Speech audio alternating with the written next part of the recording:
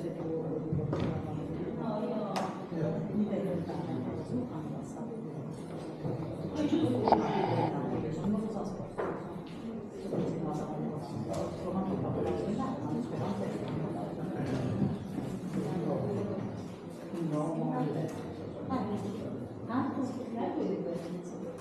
prendi questo, puoi fare con questi, ma fa anche la donna della comunicazione.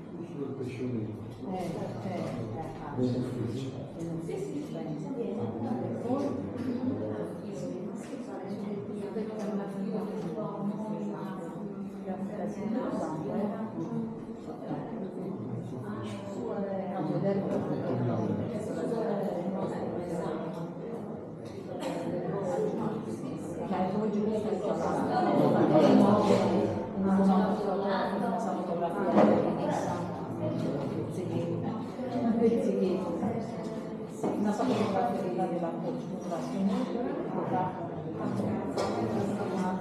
ammento no,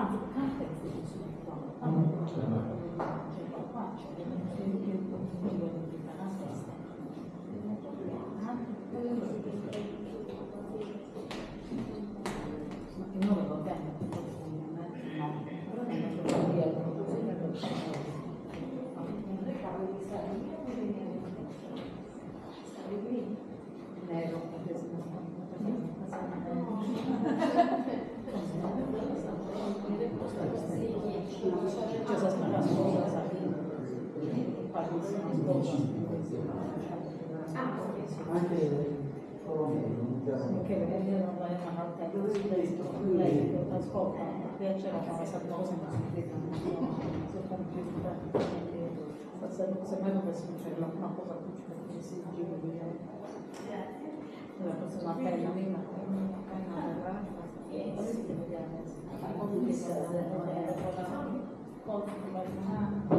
grazie.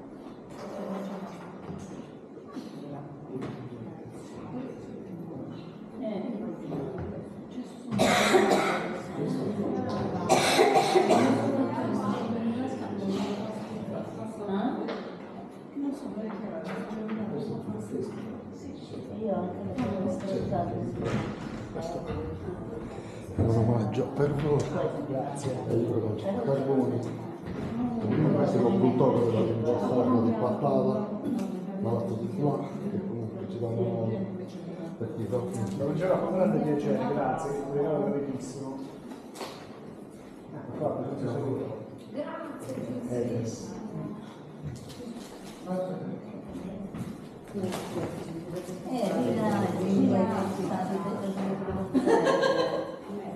Allora, chissà,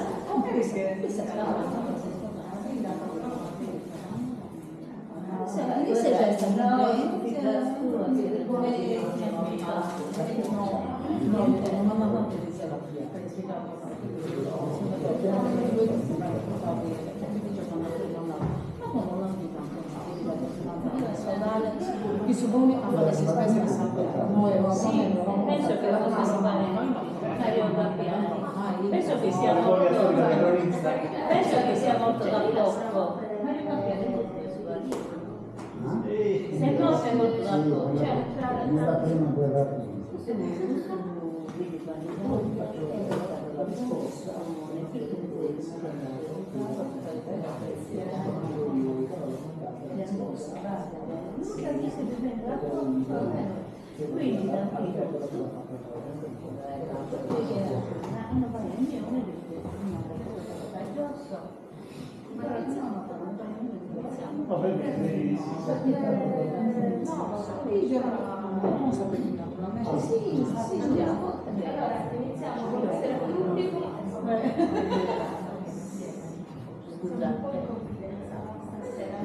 Buonasera a tutti, ringrazio per tutti i presenti per essere qua stasera.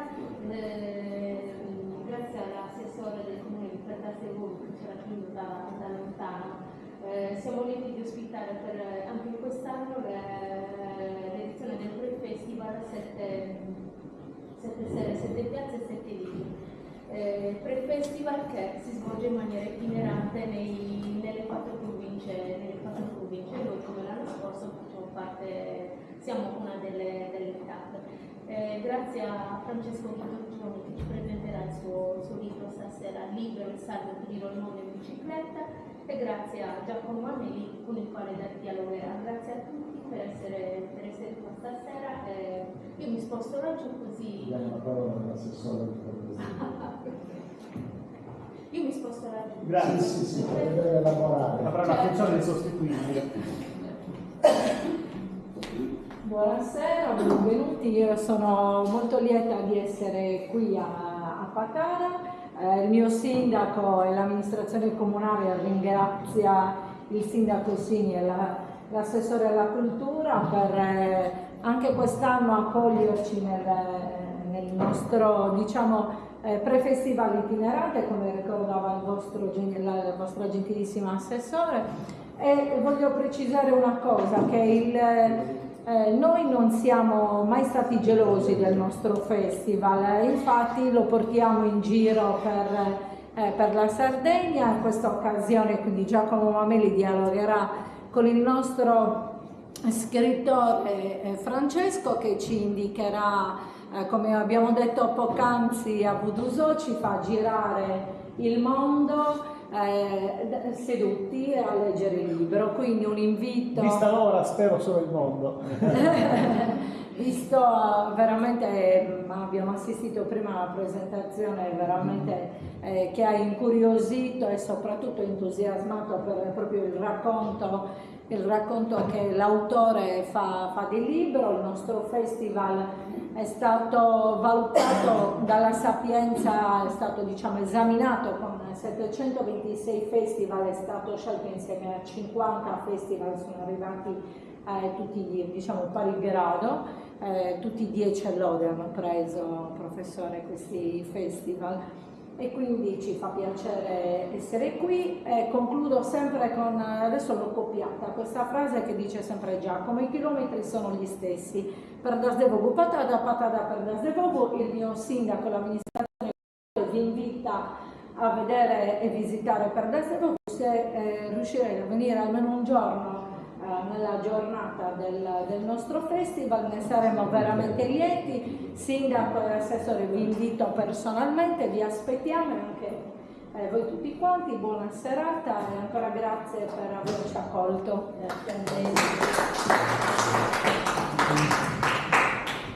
Buonasera, grazie all'amministrazione comunale, grazie a Giuseppe Sei per la collaborazione. Ha detto già l'assessore mio che non siamo campanilisti, ci fa anche piacere, ci farebbe molto più piacere se i comuni collaborassero di più fra di loro per promuovere la cultura. E se la Sardegna è vero che ha bisogno di ospedali, adesso costruiscono nuovi ospedali, quindi la sanità è diventata una cosa da edilizia, da cemento armato, anziché mandare i medici pensiamo al cemento armato. Non c'è bisogno di dire questo per dire che abbiamo bisogno davvero di cultura del sapere amministrare anche, cultura del coinvolgere la gente, perché comunicare c'è un emittente e un ricevente. Se i riceventi sono pochi non si comunica, c'è tanto bisogno di creare dialogo, perché i nostri paesi, compreso il mio anche, sono paesi di silenzi, paesi che si spopolano, non si discute, non abbiamo gente che partecipa agli incontri culturali ed è una povertà. È una povertà perché questi incontri servono anche per sottolineare l'importanza della comunicazione. Comunicare, come faremo stasera, il viaggio. Il viaggio è stato una dominante della letteratura del mondo. Pensate ad Omero con Itaca, se non è un viaggio, a Erodoto con l'Anatasi, se non è un viaggio. Il viaggio di stasera è un viaggio diverso ed è un viaggio che proponiamo con Francesco Giorgioni, che è un giornalista professionista, ma soprattutto è un insegnante di lettere all'Istituto Alberghiero di Arzachena, dove io sono stato e dove ho notato come il maestro Giorgioni sa far comunicare e sa comunicare con i propri ragazzi, perché ci sono anche insegnanti che non sanno comunicare.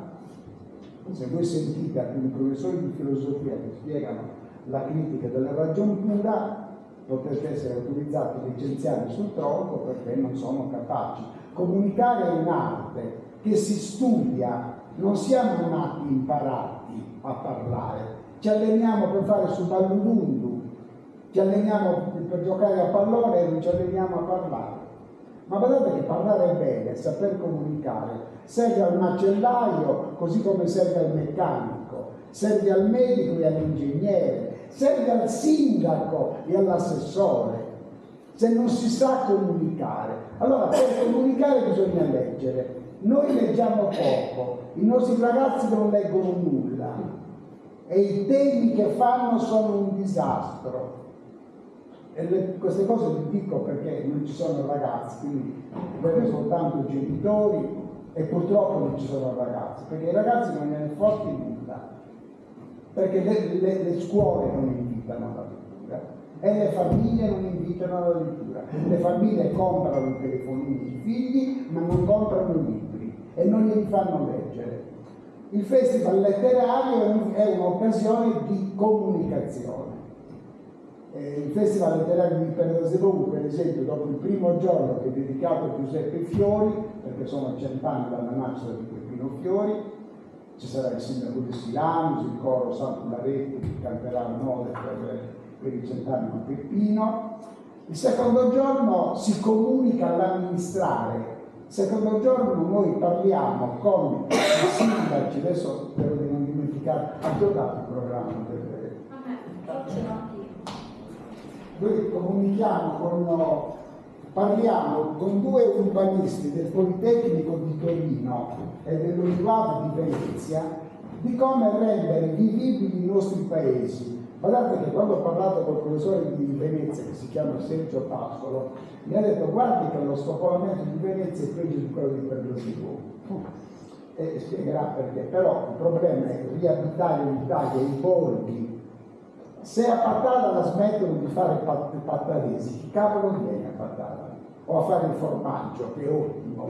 Io sono legatissimo al formaggio di Patara perché il primo preside della scuola mia di Pedaserogu era Nino Pedroni, figlio di un ex forestale di Patara, Giuseppe Pedroni. Io per diversi anni sono in so che non sono in chilometri, poi mi devo dire a Patara e con l'orario era stato curioso, sai?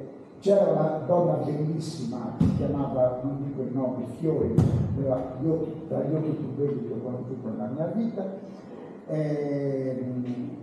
Nino Pedroni sapeva comunicare, lui era laureato, era un avvocato, aveva sposato una signora bolognese che veniva molto volentieri a Pattala a chiacchierare con Caterina, con Giovanni e ovviamente con noi. Con una domestica, dove non ricordo il nome, che faceva le savate, si può anche mangiare in Italia.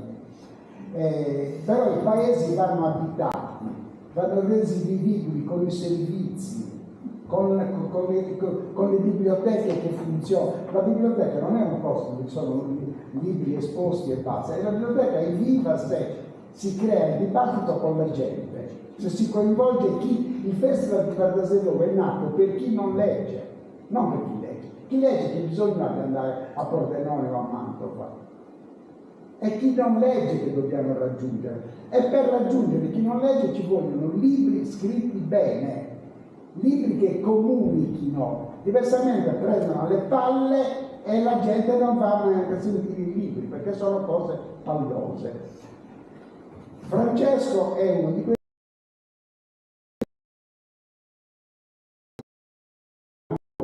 che invece di Calasuni, che oggi sarebbe qui, però siccome domani mattina gli aprono le scuole, non poi venne, quindi ci racconterà lui le cose. Però perché utilizziamo questi autori? Vi dicevo, Francesco è un insegnante di lettere, laureato in lettere a Sassari con il massimo dei voti, ha ha scritto Con Mario Brigaglia. con Mario Brigaglia, grande comunicatore. Mario Brigaglia, quando ti dicevi, ma quella signora con Giacomo, cioè, no, curicano, per capire, complicava molto anche con queste frasi. Mi stavo dicendo, Francesco Comune, Francesco è un maestro. Maestro, guardate, è la cosa più importante della società, il maestro. Perché senza i maestri di Pattanesi non ci sarebbero gli allievi di Pattanesi e Pattanesi mobili. O senza gli allievi, i maestri casari non si fa più la perezza, eccetera, eccetera. Maestro deriva dal latino magister, magis è chi sta in alto, chi sa di più, chi vale di più. Il maestro, il magister, è più importante del minister, che mini, è plus un bacio. È il minister di oggi, sto zitto per non fare politica. Sto zitto per non fare politica, perché si diventa ministri per ramo familiare. Per comunicare è importante al maestro che lo fa diventare comunicatori i propri alunni, che diventeranno ingegneri, medici, meccanici, albergatori, eccetera, eccetera. Vi stavo dicendo, il secondo giorno del festival noi abbiamo 2 urbanisti che raccontano come libro di letteratura, come rivitalizzare i nostri paesi, e ne parleranno il sindaco di Nuoro, di Quartu, di Fondi, Paradi, di Ierzu, Neoneli, di Gavoi e un architetto. E poi abbiamo tanti libri adesso con Comandante, poi abbiamo Silvia Bottani che si è sposata con un'altra donna 2 settimane fa a Rimini col libro Un altro finale per la nostra storia, poi Beatrice Mariani Amiche di una vita, poi Giovanni Floris col gioco. Il gioco è centrato molto sulla scuola, su un delitto che avviene in un liceo, si cerca qualcuno, però si parla molto della scuola, che oggi sta decadendo molto, amici. La scuola che io ho conosciuto era una scuola seria, non doveva essere seria.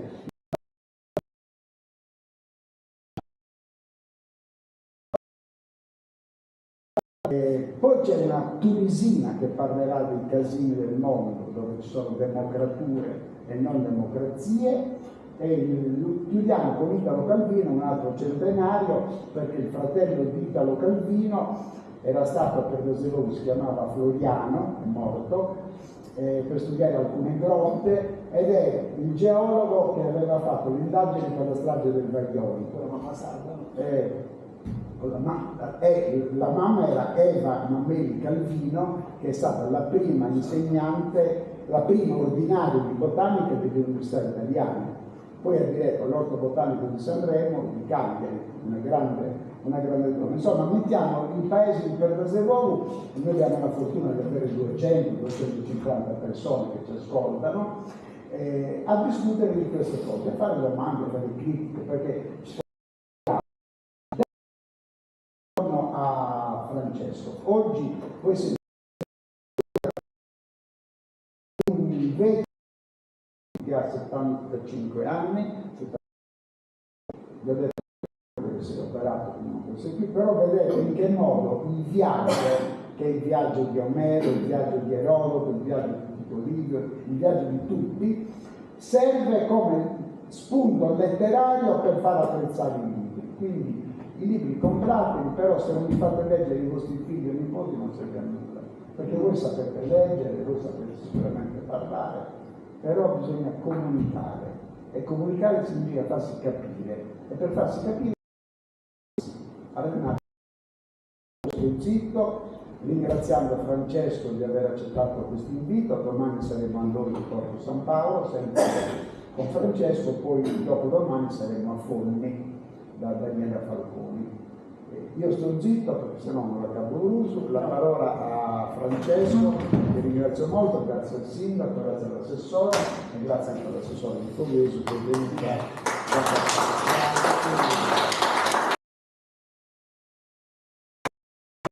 Giacomo e vola sempre molto alto. Volevo dire a proposito di maestri che che, visto che hai fatto un accenno a Kant, quel poco che mi ricordo di Kant io non lo devo ai miei professori di liceo, ma al fatto che al quarto anno di liceo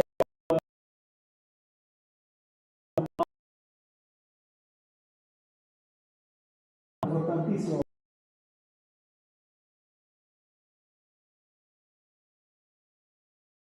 zio Peppino era un insegnante di filosofia e venne ad insegnare ad Arzachena. Noi andavamo con mano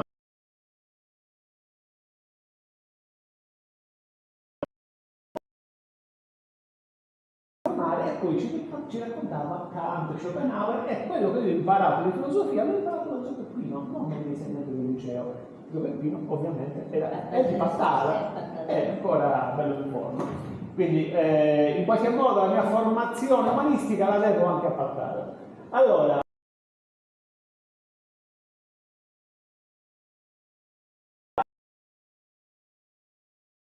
suppone un sacrificio, una volontà, che è vero, segnato per mesi di ferie, si No, in Costa Smeralda hanno un fuso orario diverso dal nostro, noi siamo qua pastorati. Allora, noi vi raccontiamo l'anno e mezzo che Libero Manca di Tarasuni, che compirà 75 anni il 23 di luglio, ha trascorso tra il maggio del 1974 e il dicembre del 1975. L'aspetto particolare di questa storia, che è straordinaria di per sé, è il fatto che la si sia venuta a conoscere con 50 anni di ritardo sostanzialmente. Libero sta saltando le prime presentazioni in questa occasione. Fino a questo momento è sempre venuto con noi e tenete conto che questo signore convive con una neoplasia, ha un tumore, si è sottoposto a un ciclo di chemioterapia, ma tale era la sua voglia di raccontare che non ha mai mancato una presentazione.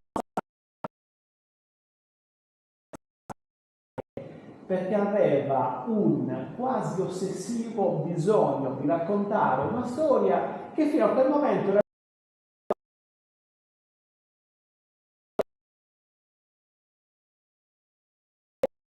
continua ancora.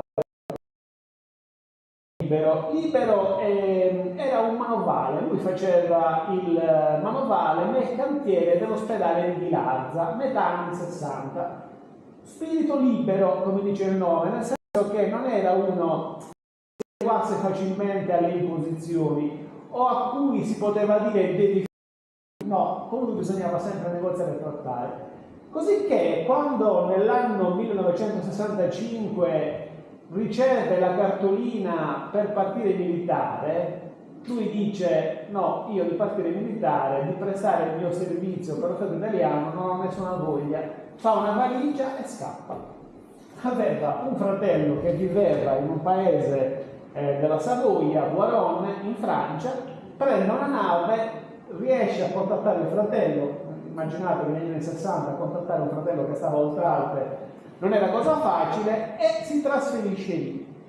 Libero ha la corporatura di un fantino, è sostanzialmente uno che poteva, secondo me, eccellere in qualunque tipo di sport di resistenza e di fatica. Lui andava in bicicletta, lui tirava di box, ha vinto anche diversi incontri, correva in montagna con tempi davvero atleta, avesse avuto un preparatore sarebbe sicuramente diventato un atleta di altissimo livello.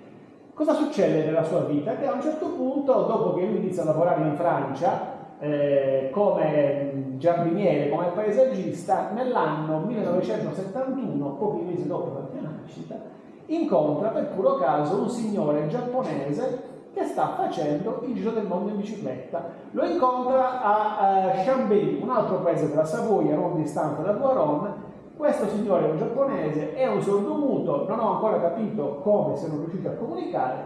Comunque questo signore spiega che stava attraversando l'ultimo tratto d'Europa per andare poi negli Stati Uniti. Questa cosa lo fulmina, lo colpisce, dice questa cosa la voglio fare anch'io. Voi tenete conto che Libero era sostanzialmente un semi-analfabeta, non conosceva il mondo, quel poco che conosceva lo aveva conosciuto perché grazie ad alcuni amici che poi, con cui aveva stabilito dei rapporti in Francia, aveva fatto un po' di giri attorno lì in Francia, però sostanzialmente lui diceva io fino a 18 anni stavo a Tarasuni e il posto più lontano che conoscessi era Oristano, quindi questo bisogno veramente viscerale di conoscere. Quindi in 3 anni prepara questo viaggio, lo sostengono i suoi amici, i soci del club ciclistico di Voiron, si fa costruire una bici su misura che ancora possiede. Noi abbiamo fatto la prima presentazione del libro a fine gennaio a Perazuri, lui è venuto con la sua bicicletta. Dopodiché questa preparazione che dura 3 anni finisce nel maggio del 74, quando lui insieme, magari possiamo andare avanti con le fotografie, passiamo alla prossima. Ecco, questo è lui. Questo è il passaporto che lui aveva quando è partito, una foto scattata nel 67 in Francia. Andiamo avanti per darvi un'idea di quello che ha fatto. Questa è una grafica che è stata preparata da un mio amico. Lui in 1 anno e mezzo in bicicletta tra maggio del 74 e dicembre del 75 ha percorso 38.500 km. La prima non conoscevi a fumare, ovvio, si è messo in macchina con questi e se ne è tornato in Francia. Pare che il viaggio sia stato più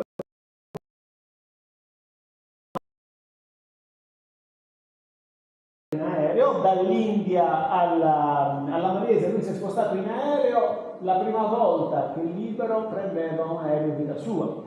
Poi 2 spostamenti in nave tra Singapore e l'Australia, 8 giorni. Lì ha conosciuto un italiano, Luigi Lotti, con cui ancora tutte le mattine scambia il messaggio di buongiorno su WhatsApp. Buona parte delle amicizie che lui ha fatto durante questo viaggio. Poi, dopo l'attraversamento dell'Australia, 3.000 km durante la stagione delle piogge, fatti con una bicicletta che aveva appresso un bagaglio di 38 kg, in Australia altri 15 kg. Lui diceva, tra un paese e l'altro c'erano anche 500 km, spesso io non trovavo acqua, quindi è stato costretto a portarsi appresso questo ulteriore grado di peso. Poi altri 24 giorni di nave per arrivare in Messico e lì la discesa dell'America Latina. Magari andiamo avanti con le fotografie. Questa è la fotografia scattata il primo giorno del viaggio, alla partenza, l'alba, la mattina, a Voiron, Libero e Michel. Come vedete la bici che è barrata, sostanzialmente Libero ha dormito per la prima volta in un posto coperto da un tetto 3 mesi dopo la partenza. Lui dormiva sempre sacco a pelo, dove capitava, nei campeggi, cioè situazioni. Il viaggio che oggi fanno i ciclisti che affrontano queste lunghe distanze in solitaria è sempre un viaggio preparato. Io qualche viaggio in bici l'ho fatto, però hai sempre la possibilità di prenotarti un bed and breakfast, di pianificare la tappa. Lui improvvisava tutto, lui aveva un'idea di massima di quello che avrebbe fatto, però poi una volta che arrivava alla frontiera tutto era in qualche modo frutto della sua iniziativa estemporanea. Il primo letto addirittura dopo 4 mesi, perché la prima volta che ha dormito in una specie di casolare in realtà ha dormito per terra. Andiamo avanti. Ecco, come ho scritto io questo libro? Tenete conto che la gestazione del libro è durata 8 anni, perché io ho saputo della storia nel 2015 attraverso Roberto Virdis, un mio fraterno amico di Sedilo che fa l'architetto. Roberto stava preparando un progetto di sentieristica ciclabile sul lago Godeo. Manco a farlo apposta, la settimana prima io e lui avevamo fatto il giro del modello di bicicletta per verificare anche la sostenibilità del progetto. Roberto riceve un incarico dall'amministrazione di Perazuri, va a spiegare in una pubblica assemblea il progetto e dice, tra le altre cose, io comunque il giro in bicicletta dell'Omodeo l'ho fatto e conosco la zona. Si ha fatto il giro del lago, io ho fatto il giro del mondo. Noi inizialmente, ho fatto il cronista, i cronisti lavorano nell'ossessivo bisogno di tirare il buco al collega, cioè di avere una notizia che altri non hanno. A me da cronista sembrava molto difficile credere che un signore che aveva compiuto un'impresa così titanica, impressionante, non fosse riuscito a comunicarla, perché in Sardegna non ne sapeva nulla nessuno. Io avevo sentito i miei amici cultori della bicicletta che hanno scritto libri, no, questa storia non la conosciamo. Però poi abbiamo fatto le nostre verifiche, siamo andati a parlare con un Libero e effettivamente lui ci ha dimostrato che la storia era vera. Ce l'ha dimostrato perché lui ha annotato giorno per giorno ogni singola giornata della sua impresa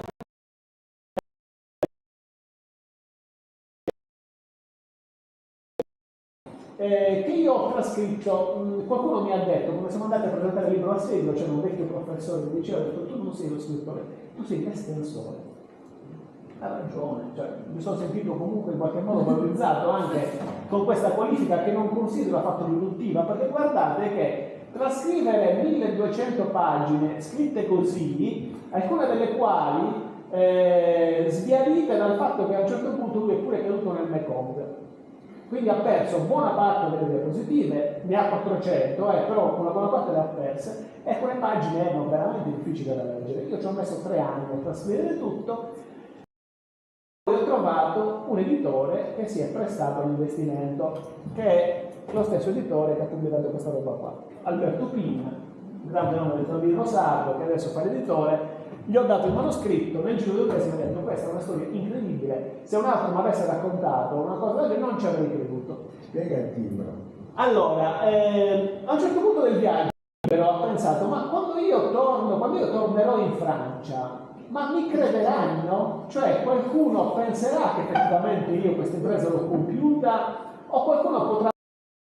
Cosa ha fatto da quel punto? Ogni volta che passava ad una frontiera o trovava qualcuno durante il viaggio che in qualche modo potesse testimoniare il suo effettivo passaggio in quel punto, si faceva mettere un timbro. Questo è un timbro che probabilmente è stato apposto su un valico andino in Perù, credo, ma voi trovate firme ovunque, dappertutto, di gente che lui incontrava per strada, oltre alle fotografie nelle quali c'è lui che dimostrano in modo chiaro che la storia è verissima.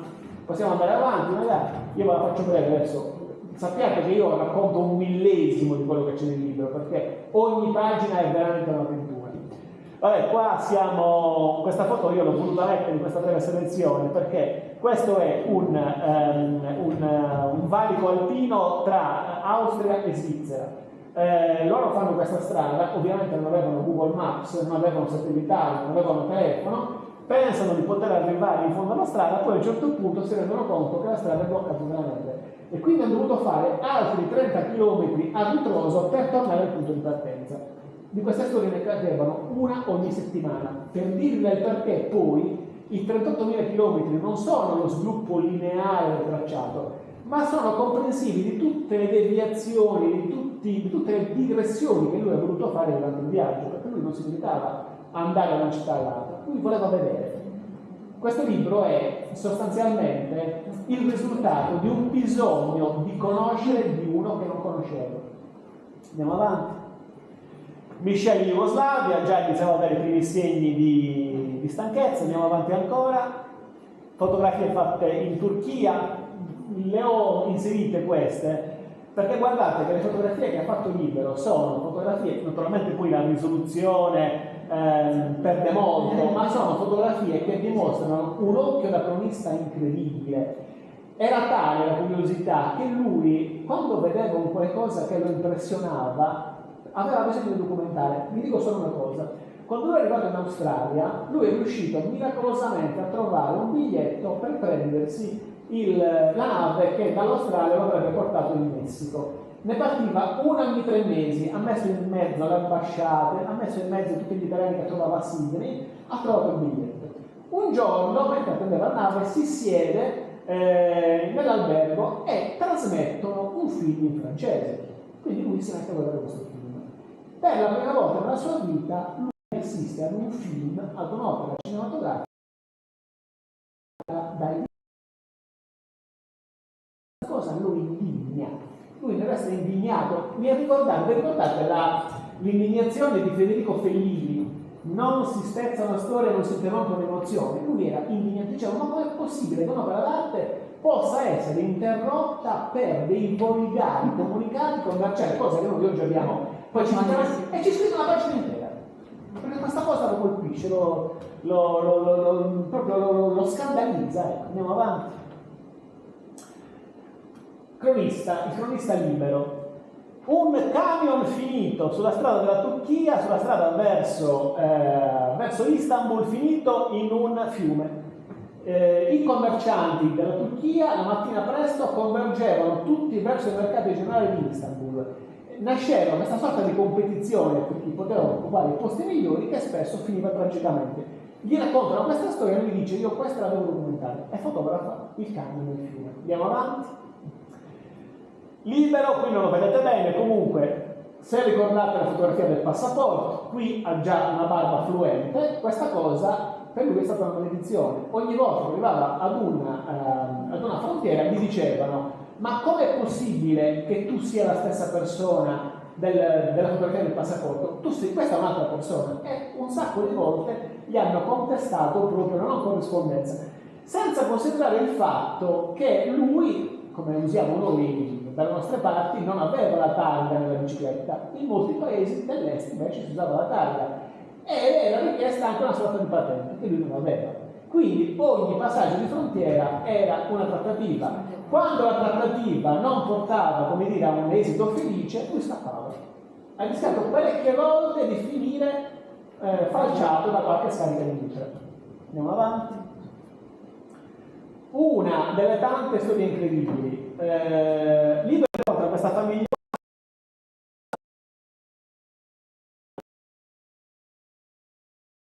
con la macchina in panne e non potevano proseguire, e per loro c'erano centinaia di chilometri di deserto prima di arrivare a Teheran. Il signor Muller è un ingegnere tedesco, direttore delle poste centrali di Teheran. Libero si ricorda di aver visto per strada, qualche chilometro prima, un pezzo di ferro. Dice: ma non è che se non magari poi il pezzo mancante? Torna indietro, apro parentesi, c'erano 53 gradi all'opera.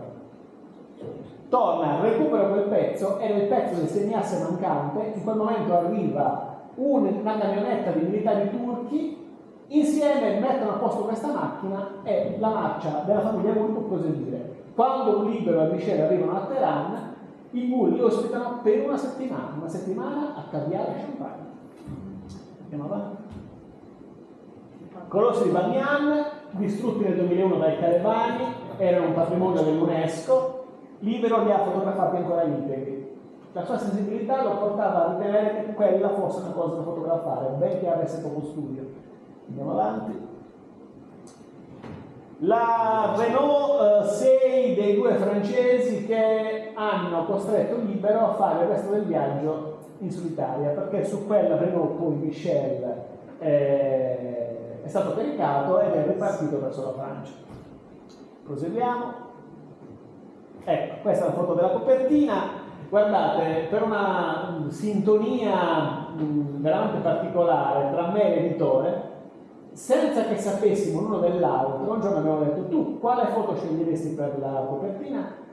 Avevamo scelto la stessa, era naturale. Foto fatta in India, Libero che secondo il suo intendimento voleva in qualche modo mettere a raffronto due mezzi ecologicamente, diciamo, sostenibili, la bicicletta e l'elefante. Andiamo avanti. Allora,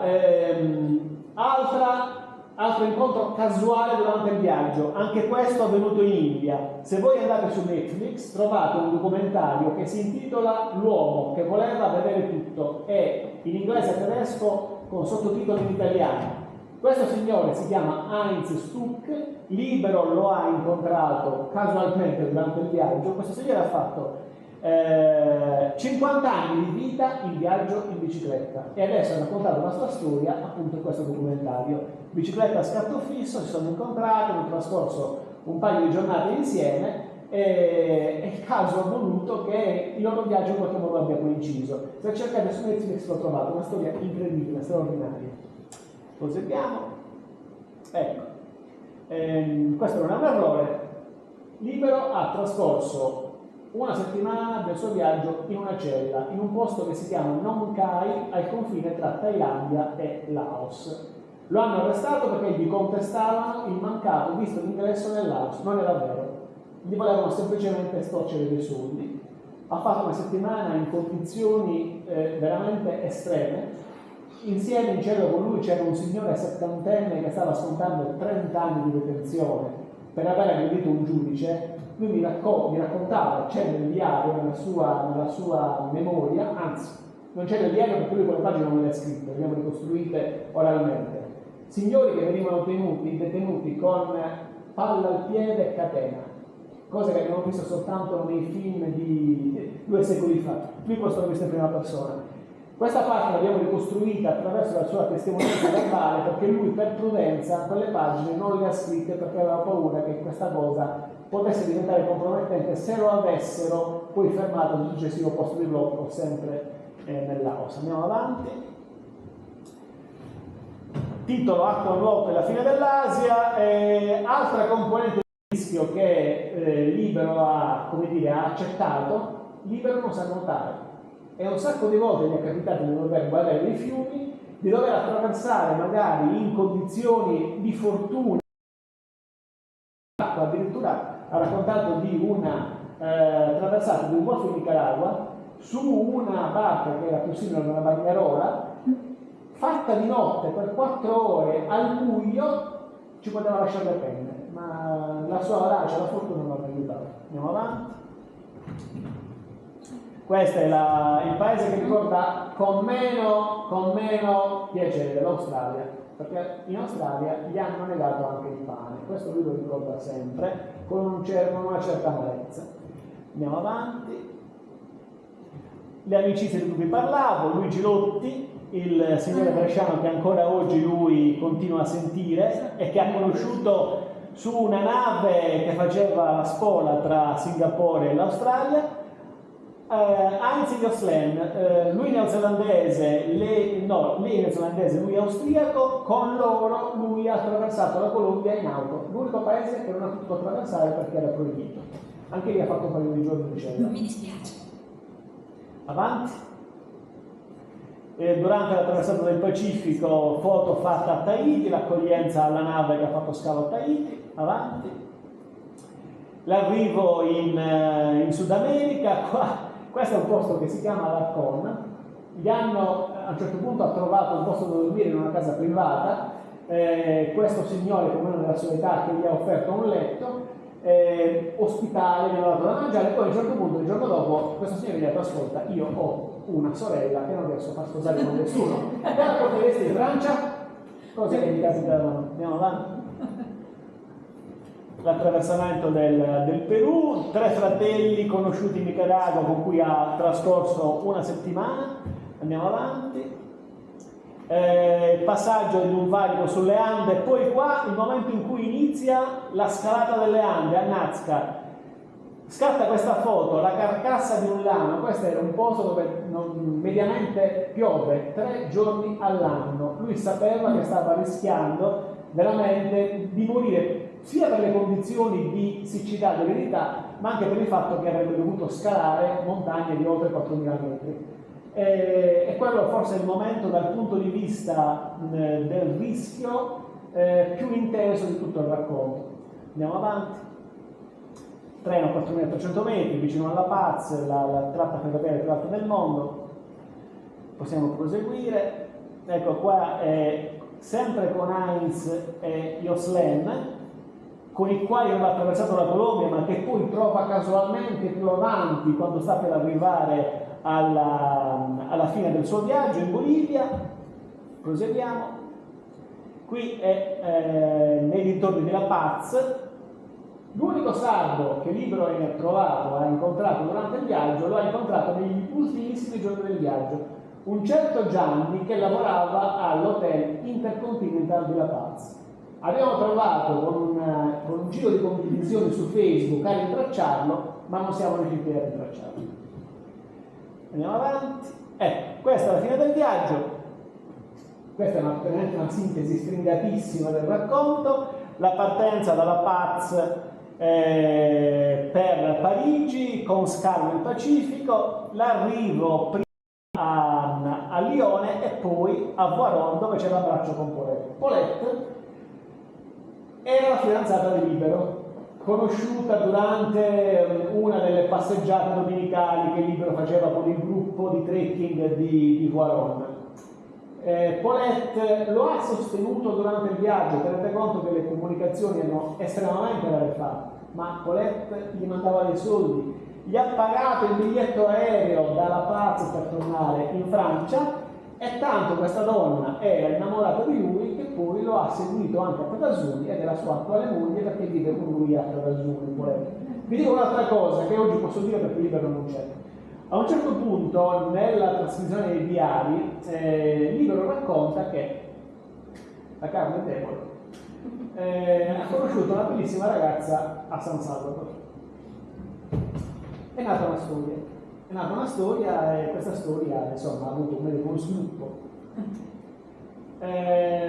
Quando io ho mandato la trascrizione, la bozza del manoscritto, Libero mi fa io questa parte dovrò farla digerire a Paulette. Dopo un paio di giorni di cambio dice guarda che Paulette ci è rimasta un pochino male, lei sapeva tutto, però mettere in piazza questa mia trasgressione la considero una cosa umiliante.